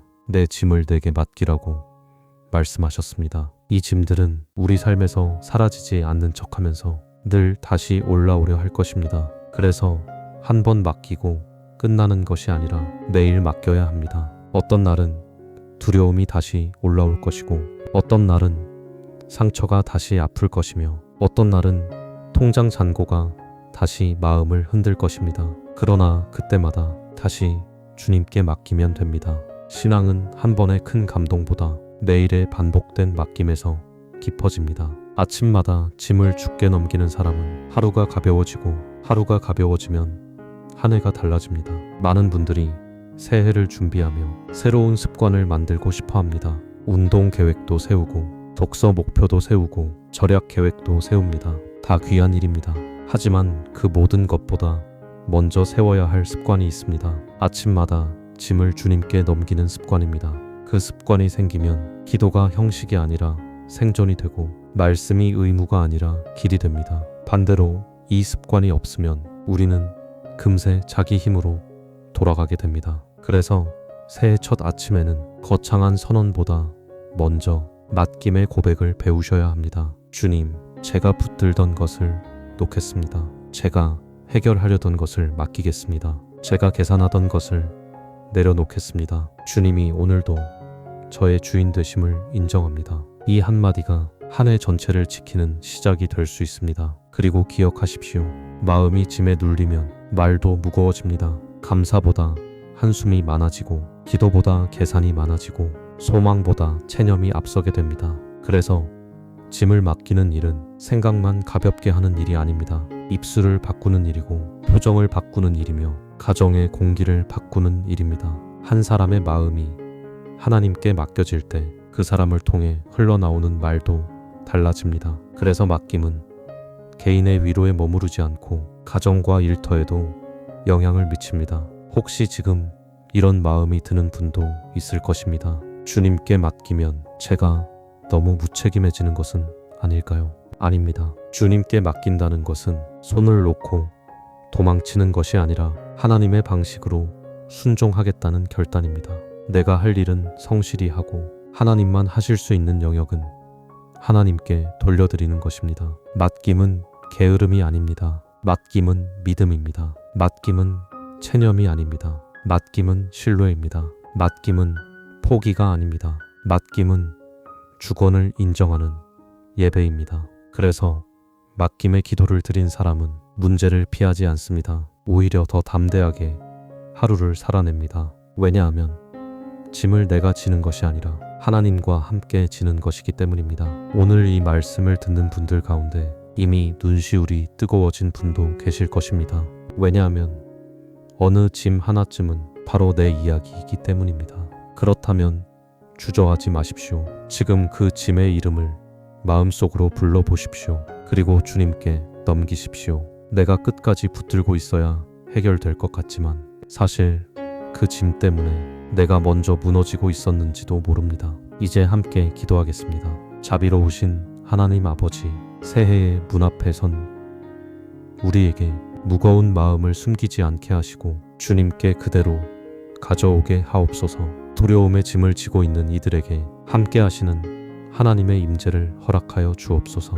어제의 실패와 수치에 눌린 이들에게 용서와 새 시작의 은혜를 베풀어 주옵소서. 내일을 생각할수록 가슴이 답답한 이들에게 오늘의 만나와 오늘의 평안을 허락하여 주옵소서. 가정의 문제로 눈물 짓는 이들에게 주님께서 각 사람의 마음에 친히 찾아가 주옵소서. 생계와 물질의 무게에 눌린 이들에게 필요를 아시는 아버지의 손길을 경험하게 하옵소서.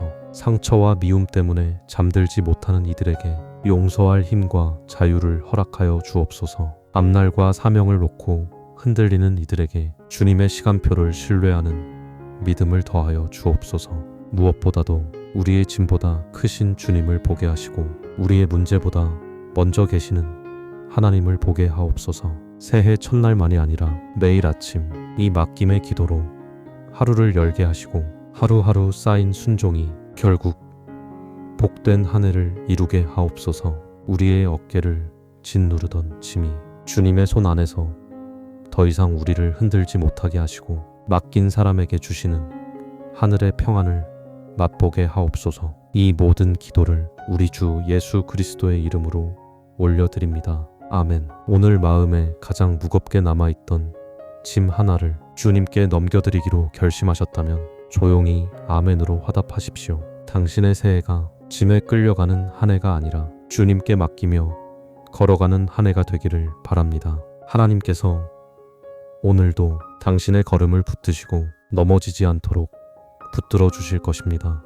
모든 새해가 환한 웃음으로 시작되는 것은 아닙니다. 어떤 사람에게 새해는 조용한 한숨으로 시작됩니다. 달력은 바뀌었지만 형편은 그대로이고 마음의 피로는 여전하며 풀리지 않은 문제도 아직 남아있기 때문입니다. 그래서 어떤 분들은 새해라는 말만 들어도 설렘보다 막막함을 먼저 느낍니다. 하지만 바로 그런 사람에게 하나님은 말씀하십니다. 예레미야에가 3장 22절과 23절입니다. 여호와의 인자와 긍휼이 무궁하심으로 우리가 진멸되지 아니함이니이다. 이것들이 아침마다 새로우니 주의 성실하심이 크시도소이다. 하나님의 자비는 해가 바뀔 때만 새로워지는 것이 아닙니다. 아침마다 새로워집니다. 그러므로 새해의 첫 아침은 막연한 결심으로 채워야 하는 시간이 아니라 하나님의 약속으로 마음을 채워야 하는 시간입니다. 왜냐하면 사람은 자기가 붙든 말만큼 담대해지고 자기가 믿는 약속만큼 견디기 때문입니다. 새해를 이기는 힘은 계획의 촘촘함에서 나오지 않습니다. 하나님이 어떤 분이신지 얼마나 분명히 아는가에서 나옵니다. 그래서 오늘 우리는 새해 첫 새벽에 반드시 붙들어야 할 7가지 하나님의 약속을 함께 묵상하려 합니다. 이 약속들은 좋은 문장이 아니라 살아있는 말씀입니다. 기분이 좋을 때만 힘이 되는 말이 아니라 어두운 밤에도 우리를 붙드는 진리입니다. 왜 우리는 약속이 필요할까요? 계획은 상황이 바뀌면 흔들리지만 약속은 상황이 흔들려도 우리를 붙들기 때문입니다. 계획은 내가 세우는 것이고 약속은 하나님이 주시는 것입니다. 계획은 수정될 수 있지만 하나님의 성실하심은 수정되지 않습니다. 그래서 믿음의 사람은 계획을 세우지 않는 사람이 아니라 계획보다 약속을 더 깊이 붙드는 사람입니다. 새해 첫 아침에 무엇을 가장 먼저 마음에 넣느냐가 중요합니다. 염려를 먼저 넣으면 하루 종일 염려가 자라납니다. 말씀을 먼저 넣으면 하루 종일 말씀이 중심을 잡아줍니다. 그러므로 첫 새벽은 하나님의 약속으로 호흡을 맞추는 시간입니다. 첫 번째로 붙들어야 할 약속은 하나님은 나보다 먼저 가시는 분이라는 약속입니다. 우리는 내일을 모르기 때문에 두렵습니다. 그러나 하나님은 이미 내일에 가 계시기 때문에 평안을 주실 수 있습니다. 신명기 31장 8절은 이렇게 말씀합니다. 그는 네 앞서 행하시며 너와 함께 하실 것이라. 그는 너를 떠나지 아니하시며 버리지 아니하시리니 너는 두려워하지 말라. 이 말씀의 순서를 보십시오. 하나님은 먼저 함께 하신다고만 하지 않으십니다. 먼저 앞서 행하신다고 말씀하십니다. 이 말은 우리보다 먼저 문제의 자리로 가시고 우리보다 먼저 길이 막힌 곳을 보시며 우리보다 먼저 필요한 은혜를 예비하신다는 뜻입니다. 새해는 우리에게는 미지의 시간이지만 하나님께는 미지의 시간이 아닙니다. 그래서 우리는 모르는 길을 가더라도 버려진 길을 걷는 것이 아닙니다. 순천 조례동에 사시는 박성훈 집사님은 회사 구조 조정으로 인해 전혀 예상하지 못했던 다른 도시로 발령을 받게 되었습니다. 아이들 학교 문제도 걸렸고 낯선 환경에 적응해야 한다는 부담도 컸습니다. 집사님은 계속 이렇게 생각했습니다. 왜 하필 지금일까? 왜 이렇게 갑자기 모든 것이 바뀔까? 그러던 어느 새벽 신명기 말씀을 읽다가 하나님이 먼저 가신다는 구절 앞에서 멈추게 되었습니다. 그날 집사님은 조용히 고백했습니다. 주님, 제가 가는 곳이 아니라 주님이 먼저 가신 곳으로 간다고 믿겠습니다. 제가 이해하지 못해도 주님이 앞서 계심을 신뢰합니다. 그 고백 이후 환경이 바로 편해진 것은 아니었습니다. 하지만 집사님의 마음에는 이상할 만큼 조급함이 줄어들었습니다. 그리고 실제로 이사한 뒤 아이들에게 잘 맞는 학교와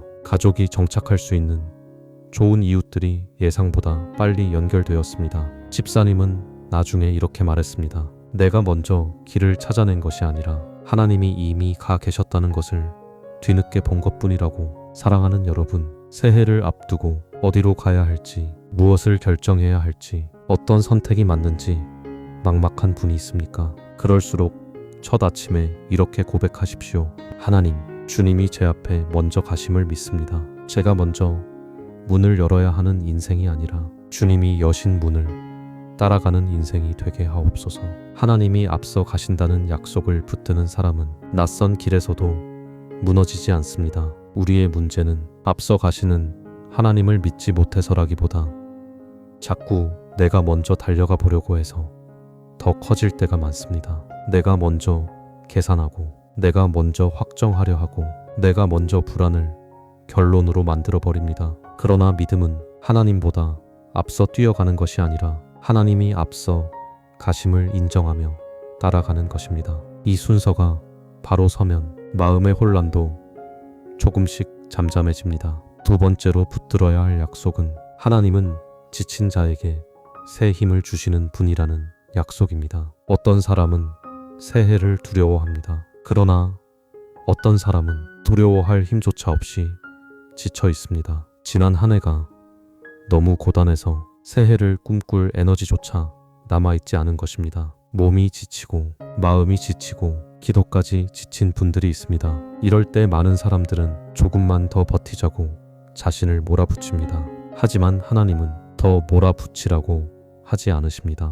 하나님 안에서 새 힘을 얻으라고 하십니다. 이사야 40장 31절입니다. 오직 여호와를 앙망하는 자는 새 힘을 얻으리니 독수리가 날개치며 올라감 같을 것이요 다른 박질하여도 곤비하지 아니하겠고 걸어가도 피곤하지 아니하리로다. 새 힘은 내가 쥐어짜 내는 힘이 아닙니다. 주님을 바라보는 사람에게 위에서 내려오는 힘입니다. 그래서 믿음은 무리하게 오래 버티는 기술이 아니라 언제 주님을 바라봐야 하는지 아는 지혜입니다. 수원 권선구에 사시는 조은별 집사님은 몇 해 동안 병든 시어머니를 돌보며 정신적으로 매우 지쳐 있었습니다. 교회는 가고 있었지만 찬양을 부를 힘도 기도를 길게 할 힘도 없었다고 했습니다. 새해가 다가오자 사람들은 새로운 소망을 말했지만 집사님에게는 그 말이 오히려 더 멀게 느껴졌습니다.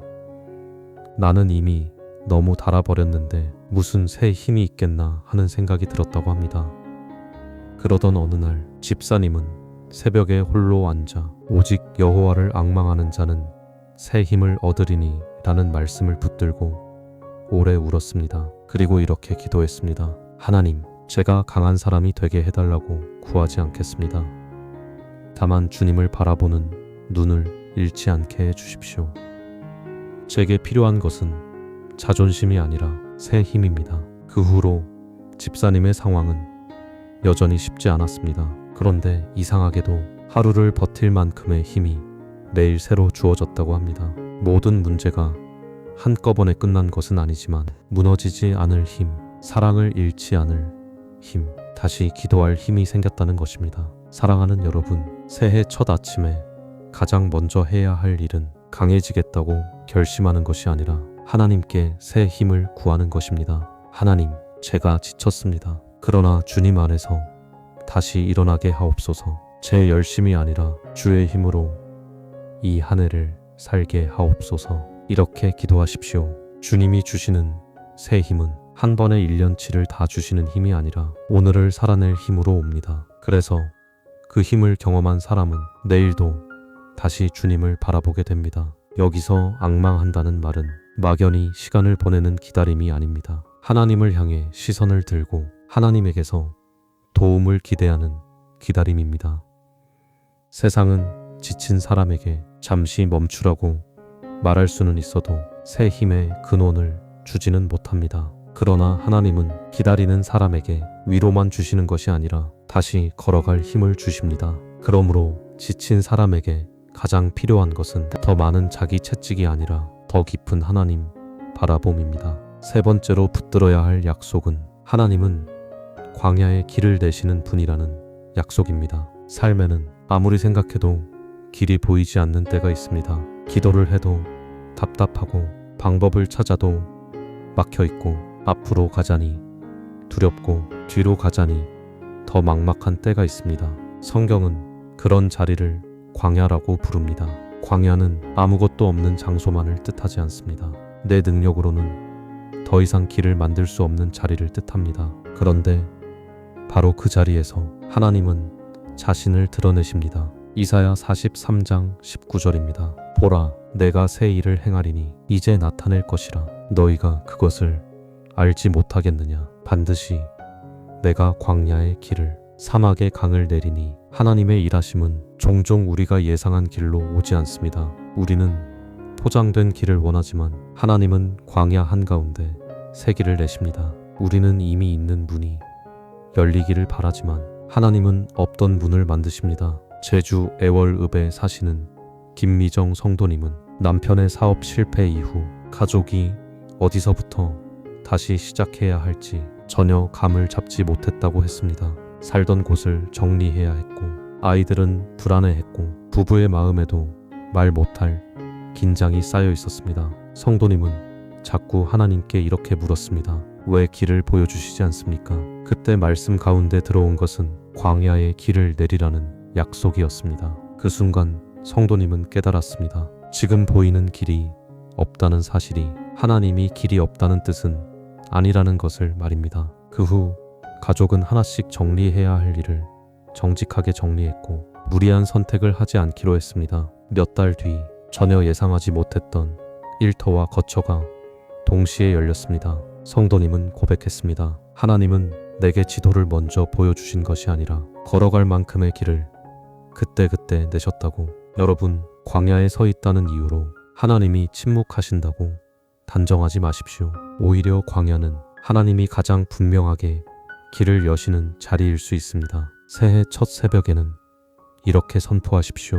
하나님, 제가 길을 보지 못해도 주님은 길을 내시는 분이심을 믿습니다. 막힌 자리에서 원망하지 않게 하시고 새 일을 행하시는 주님을 보게 하옵소서. 많은 사람들은 하나님이 길을 여시면 모든 것이 즉시 분명해질 것이라고 생각합니다. 그러나 성경을 보면 하나님은 종종 다음 10걸음을 다 보여주시기보다 지금 순종해야 할 한 걸음을 비추십니다. 홍해를 건널 때도 요단을 건널 때도 먼저 발을 내디뎌야 했습니다. 믿음은 전체 지도를 다 받은 뒤에 움직이는 것이 아니라 하나님이 말씀하신 만큼 움직이는 것입니다. 그러니 새해가 다 보여야만 순종할 수 있다고 말하지 마십시오. 오늘 보여주신 만큼 걸으면 내일 필요한 만큼 또 비추실 것입니다. 네 번째로 붙들어야 할 약속은 하나님은 숨은 눈물도 들으시는 분이라는 약속입니다. 많은 사람들이 공개적인 어려움보다 아무도 모르는 외로움 때문에 더 힘들어합니다. 가족도 모르고 친구도 모르고 교회에서도 차마 말하지 못한 채 혼자 흘리는 눈물이 있습니다. 겉으로는 괜찮아 보이지만 밤이 되면 무너지고 새벽이 되면 조용히 눈물이 나는 사람이 있습니다. 그런데 하나님은 그 감춰진 눈물을 놓치지 않으십니다. 시편 56편 8절에는 이런 고백이 있습니다. 나의 유리함을 주께서 계수하셨사오니 나의 눈물을 주의 병에 담으소서. 이것이 주의 책에 기록되지 아니하였나이까. 얼마나 놀라운 말씀입니까? 하나님은 우리 눈물을 그냥 보시는 분이 아닙니다. 담으시는 분입니다. 기억하시는 분입니다. 헛되지 않게 하시는 분입니다. 광주 북구에 사시는 임선자 집사님은 남편을 먼저 떠나보내고 난 뒤 새해가 다가오면 유난히 더 외로워졌다고 하셨습니다.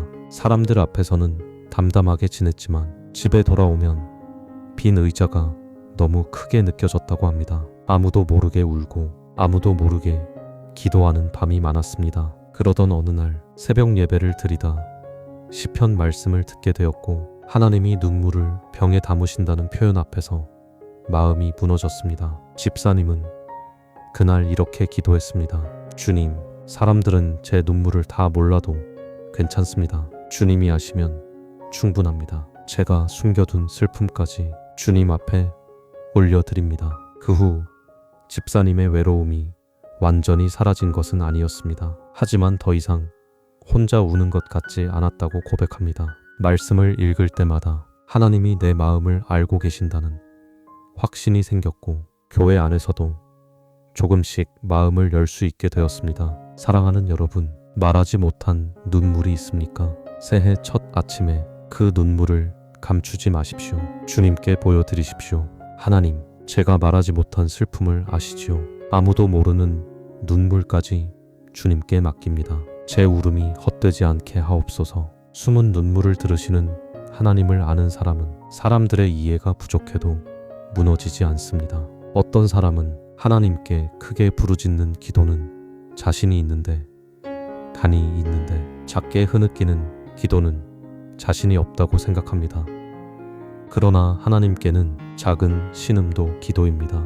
말문이 막혀서 한숨밖에 나오지 않는 새벽도 주님 앞에서는 분명한 기도입니다. 로마서 8장은 말할 수 없는 탄식으로도 성령께서 우리를 위하여 친히 간구하신다고 말합니다. 그러니 눈물 많은 아침이라고 해서 기도가 약한 아침이라고 생각하지 마십시오. 오히려 그런 아침일수록 하나님은 더 가까이 계십니다. 다섯 번째로 붙들어야 할 약속은 하나님은 잃어버린 세월도 회복하시는 분이라는 약속입니다. 많은 사람들이 새해를 앞두고 앞으로의 시간보다 지나간 시간이 더 아깝다고 느낍니다. 그때 그렇게 하지 말았어야 했는데, 그 시간을 놓치지 말았어야 했는데, 내 젊은 날이 너무 허무하게 지나간 것 같다고 탄식합니다. 특히 누군가를 돌보느라 형편 때문에, 병 때문에, 실패 때문에 늦어졌다고 느끼는 분들이 있습니다. 그러나 하나님은 우리의 손실을 모르시는 분이 아닙니다. 요엘 2장 25절에서 말씀하십니다. 내가 전에 너희에게 보낸 큰 군대 곧 메뚜기와 느치와 황충과 팥중이가 먹은 해수대로 너희에게 갚아주리니, 하나님은 지나간 시간을 그대로 되돌리시는 분은 아닐지라도 그 세월을 헛되게 두지 않으시는 분입니다. 하나님께 맡겨진 시간은 돌아가는 것처럼 보여도 결코 낭비되지 않습니다. 대전 중구에 사는 문지연 자매는 아버지의 병간호를 오래 하느라 마음에 품어왔던 진학 계획을 여러 해 미뤄야 했습니다. 주변 친구들은 하나둘 사회인이 되어 가는데 자신만 제자리에 멈춘 것 같아 새해가 더 쓰렸다고 합니다. 자매는 기도 중에 자주 이렇게 물었습니다. 하나님, 제 시간은 왜 이렇게 사라져 버렸습니까? 그러던 어느 겨울 요엘서 말씀을 읽다가 메뚜기가 먹은 해수대로 갚아주리니 라는 약속 앞에서 오래 울었습니다. 자매는 그날 이렇게 고백했습니다. 주님, 잃어버린 것 같은 이 시간도 주님 손에 있으면 헛되지 않다고 믿고 싶습니다. 제 삶의 늦어짐을 주님의 회복 안에 맡깁니다. 그 후 자매는 현실을 미워하기보다 현재 자리에서 배울 수 있는 것을 배우기 시작했습니다. 그리고 얼마 지나지 않아 생각지도 못한 장학금의 길이 열렸고 자매는 늦었다고 생각했던 공부를 다시 시작할 수 있었습니다. 자매는 말했습니다. 하나님은 잃어버린 시간을 지워주신 것이 아니라 그 시간을 의미 있게 바꾸어 주셨다고. 사랑하는 여러분, 새해 첫 아침에 지나간 세월을 한탄만 하지 마십시오. 하나님은 회복하시는 분입니다. 놓친 시간보다 그 시간을 붙들고 계신 하나님을 바라보십시오. 우리는 회복을 말할 때 종종 과거를 그대로 돌려받는 그림만 떠올립니다. 하지만 하나님의 회복은 단순한 복원이 아니라 더 깊어진 의미로 다시 세우시는 일일 때가 많습니다. 그래서 하나님은 상한 시간까지도 간증으로 바꾸시고 늦어진 걸음까지도 다른 일을 위로하는 통로로 만드십니다. 메뚜기가 먹은 해 수대로 갚아주신다는 약속은 하나님이 우리의 허물을 그냥 지나치지 않으신다는 선언입니다. 이렇게 기도하십시오. 주님, 제가 아까워하는 세월을 주님의 회복에 맡깁니다. 늦어진 것 같아도 주님 안에서는 결코 끝이 아님을 믿습니다. 여섯 번째로 붙들어야 할 약속은 하나님은 우리의 출입을 지키시는 분이라는 약속입니다. 새해가 되면 많은 사람들이 가족 때문에 더 많이 기도합니다. 어린 자녀를 둔 부모도, 군에 있는 아들을 둔 어머니도, 멀리 사는 가족을 생각하는 이들도 늘 마음 한쪽이 놓이지 않습니다. 내가 다 지켜줄 수 없기 때문입니다. 그럴 때 우리는 지킬 수 없는 것을 지키려 하다가 지쳐버립니다. 하지만 시편 121편 8절은 선포합니다. 여호와께서 너의 출입을 지금부터 영원까지 지키시리로다.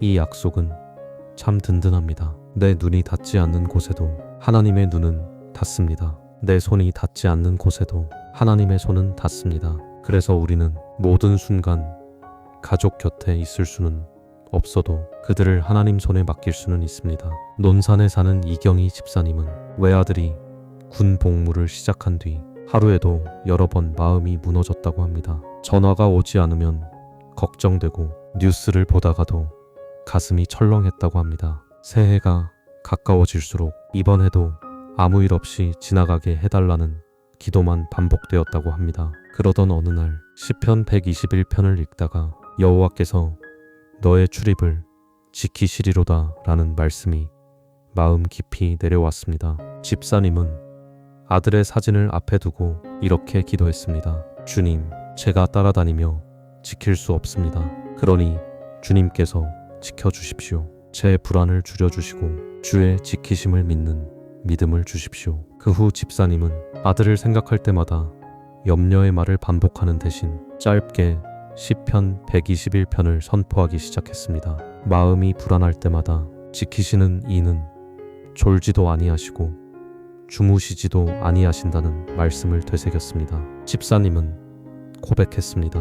아들을 지켜주신 것도 은혜였지만 불안으로부터 내 마음을 지켜주신 것이 더 큰 은혜였다고. 우리는 자주 지키는 사랑과 조종하는 불안을 혼동합니다. 사랑하기 때문에 계속 염려한다고 말하지만 사실은 하나님께 맡기지 못해 내 마음이 스스로를 소모하고 있는 경우도 많습니다. 그러나 시편 121편의 약속을 붙드는 사람은 불안의 반복 대신 맡김의 반복을 배우게 됩니다. 걱정이 밀려올 때마다 다시 말씀으로 돌아가고 다시 이름을 불러 맡기고 다시 하나님의 지키심을 선포하게 됩니다. 이 반복이 쌓이면 염려는 줄어들고 평안은 깊어집니다. 사랑하는 여러분, 가족을 사랑하기 때문에 걱정하는 것은 자연스럽습니다. 하지만 걱정이 사랑의 전부가 되어서는 안 됩니다. 사랑은 결국 맡김으로 완성됩니다. 새해 첫 새벽에는 가장 마음에 걸리는 가족의 이름을 불러보십시오. 그리고 이렇게 기도하십시오. 하나님, 제가 미치지 못하는 자리에까지 주님의 지키심이 가게 하옵소서. 제가 불안으로 붙드는 대신 믿음으로 맡기게 하옵소서. 마지막 7번째로 붙들어야 할 약속은 하나님은 시작하신 일을 끝까지 이루시는 분이라는 약속입니다. 이 약속은 특별히 믿음의 여정을 걷는 우리에게 중요합니다. 왜냐하면 우리는 종종 하나님이 시작하신 것 같은데 왜 아직도 완성되지 않았는지 묻게 되기 때문입니다. 왜 내 성품은 아직도 이 모양인가? 왜 내 기도는 아직도 응답되지 않았는가?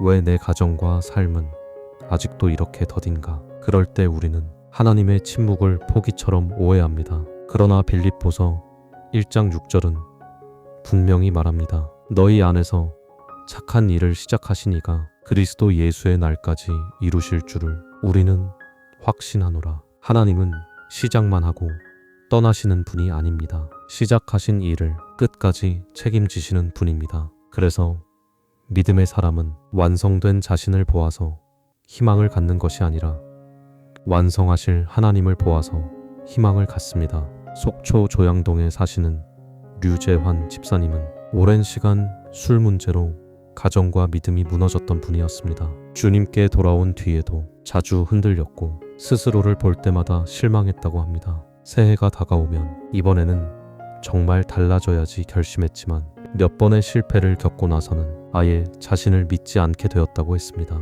그러던 중 성경 공부 모임에서 착한 일을 시작하신 이가 이루신다는 말씀을 듣게 되었습니다. 집사님은 그 말씀이 이상하게 마음에 남았습니다. 내가 나를 끝까지 바꾸는 것이 아니라 하나님이 나를 끝까지 붙드신다는 뜻처럼 들렸기 때문입니다.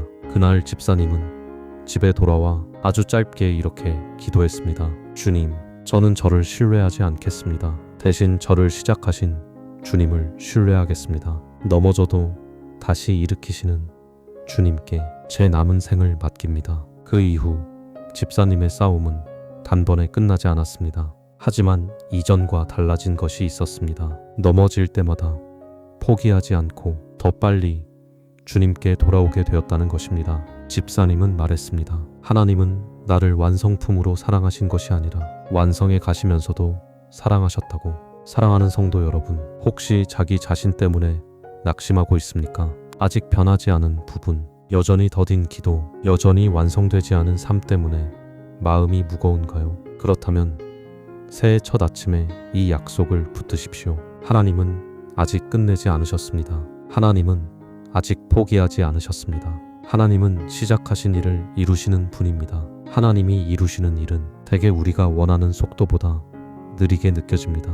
그래서 우리는 자주 답답해합니다. 하지만 느리다고 해서 멈춘 것은 아닙니다. 흙 속의 씨앗도 보이지 않는 동안 죽은 것처럼 보이지만 실은 가장 깊은 변화를 통과하고 있습니다. 우리의 믿음도, 가정의 회복도, 기도의 응답도 종종 그런 시간을 지나갑니다. 그러니 아직 열매가 보이지 않는다고 해서 하나님이 일하지 않으신다고 말하지 마십시오. 하나님은 보이지 않는 자리에서 가장 중요한 일을 하고 계실 수 있습니다. 오늘 우리는 새해 첫 새벽에 붙들어야 할 7가지 하나님의 약속을 함께 묵상했습니다. 먼저 가시는 하나님, 새 힘을 주시는 하나님, 광야의 길을 내시는 하나님, 숨은 눈물을 들으시는 하나님, 잃어버린 세월을 회복하시는 하나님, 우리의 출입을 지키시는 하나님, 시작하신 일을 이루시는 하나님입니다. 이 약속들은 지식으로만 알고 지나갈 말씀이 아닙니다. 아침마다 입으로 고백하고 마음으로 붙들고 기도로 되돌려 드려야 할 생명의 말씀입니다. 왜냐하면 약속은 붙들 때 힘이 되기 때문입니다. 말씀은 입술에 올릴 때 방향이 되기 때문입니다. 사랑하는 여러분, 이 7가지 약속을 그저 한 번 듣고 지나가지 마십시오. 새해의 첫 주 동안만이라도 아침마다 한 약속씩 천천히 읽어보십시오. 앞서 가시는 하나님을 읽는 날에는 두려움보다 동행을 묵상하십시오. 새 힘을 주시는 하나님을 읽는 날에는 열심보다 은혜를 구하십시오. 길을 내시는 하나님을 읽는 날에는 막힌 자리에서 낙심 대신 순종을 선택하십시오. 눈물을 담으시는 하나님을 읽는 날에는 감추지 말고 마음을 열어드리십시오. 회복하시는 하나님을 읽는 날에는 지난 시간을 정죄 대신 맡김으로 바꾸십시오. 지키시는 하나님을 읽는 날에는 사랑하는 이들의 이름을 불러 맡기십시오. 이루시는 하나님을 읽는 날에는 아직 덜 된 자신 때문에 포기하지 마십시오. 이렇게 말씀을 하루에 한 번 마음에 올리는 습관이 한 해 전체의 방향을 바꿔 놓을 수 있습니다. 새해를 계획으로만 채우면 계획이 흔들릴 때 마음도 무너집니다. 그러나 새해를 약속으로 채우면 상황이 흔들려도 중심은 무너지지 않습니다. 여기서 분명히 해야 할 것이 있습니다. 우리가 붙드는 것은 막연한 낙관이 아닙니다.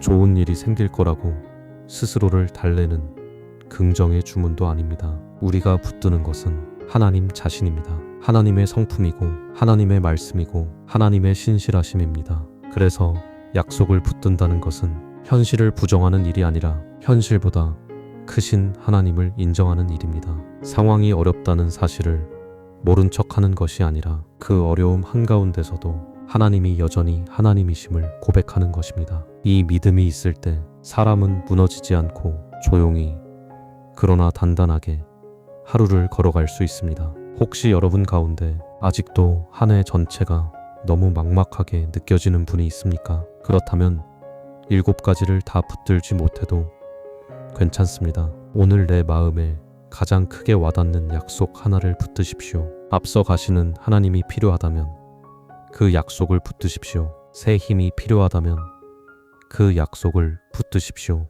회복이 필요하다면 그 약속을 붙드십시오. 하나님은 한 구절의 말씀으로도 한 사람의 인생을 다시 일으키시는 분입니다. 그리고 이 약속들을 붙들 때 중요한 것은 감정이 아닙니다. 느낌이 뜨겁지 않아도 괜찮습니다. 상황이 즉시 바뀌지 않아도 괜찮습니다. 하나님의 약속은 내 감정의 온도에 따라 효력이 달라지지 않습니다. 하나님의 성실하심 위에 서 있기 때문입니다.